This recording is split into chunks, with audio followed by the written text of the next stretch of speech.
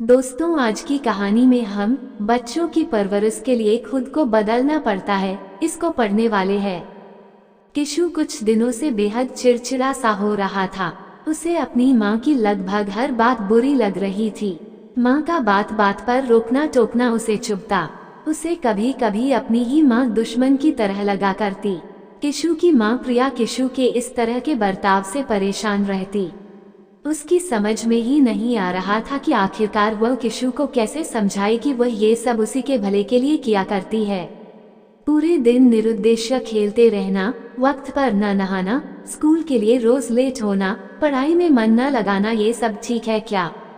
किशु से परेशान प्रिया सिर पर हाथ रखे बैठी किशु के बारे में सोच ही रही थी कि उसका फोन घंघनाया। हेलो। हाँ माँ, कहिए, प्रिया ने अनमने मन से फोन उठाते हुए कहा। क्या हुआ? कुछ परेशान सी लग रही हो, उसकी माँ ने पूछा। हाँ माँ, आजकल किशु बहुत तंग करता है। न तो ठीक से पढ़ता है, न ही अच्छा बर्ताव करता है। प्रिया ने किशु के लंबी शिकायती लिस्ट माँ को थमा दी तो वहाँ से माँ जोर से हंस पड़ी। मैं यहाँ आपसे अपनी परेशानी साझा कर रही हूँ और आप हंस रही हैं, प्रिया ने तल्ख आवाज में कहा। तो प्रिया की माँ बोली, बेटा, वो अभी छोटा है, अभी वो कहाँ समझ पाएगा कि क्या सही है और क्या गलत है। 10 साल का बच्चा कोई छोटा नहीं होता माँ। प्रिया की आवाज और तल्ख हो गई। मेरी बात ध्यान से सुन, तेरे ऊपर इस समय ऑफिस और घर के कामों का बहुत भार है, इसलिए तो इस समय ज्यादा परेशान है तू। सारा दोष किशु के सिर मत मर, धीरे धीरे उसे समझ और हो सके तो अपने काम से थोड़ा और वक्त उसके लिए निकाल। तेरी बचपन से आदत है, तू थोड़ी सी बात पर चिड़चिड़ी हो जाती है। तू अगर अपना स्वभाव नहीं बदलेगी तो किशु को कैसे बदलेगी? माँ, आप कहना क्या चाहती हैं?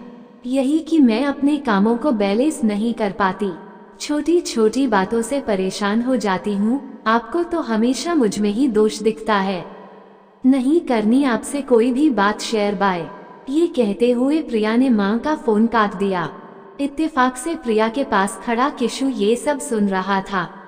तभी वह प्रिया से कहने लगा, बिल्कुल यही बात मुझे आपसे कहनी है। आप क्या सोचती हैं कि मुझे खेलकूद और पढ़ाई में बैलेंस करना नहीं आता? आपको भी हमेशा मुझ में ही दोष नजर आता है।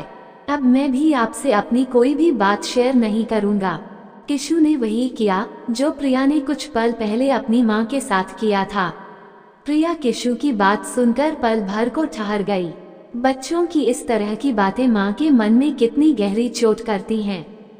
तभी प्रिया कुछ सोचती हुई उठी और उसने किशु को गले लगाकर कहा, सॉरी बेटा, अब मैं आपको आपके हिस्से का पूरा वक्त दूंगी और बात बात पर चिड़चिड़ भी नहीं करूंगी।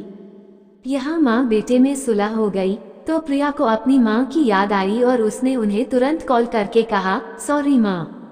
और यहाँ किशु भी प्रिया के गले झूलकर बोल उठा, सॉरी माँ। जैसा आप अपने माता पिता के साथ करोगे वैसा ही आपके बच्चे आपके साथ करेंगे।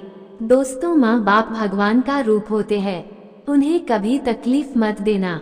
अगर आपको ये कहानी अच्छी लगी हो तो प्लीज एक लाइक तो बनता है। धन्यवाद। सब्सक्राइब करें हमारे चैनल को और बेल आइकन को प्रेस करें ताकि हमारे चैनल पर अपलोड की गई वीडियो का नोटिफिकेशन मिल सके।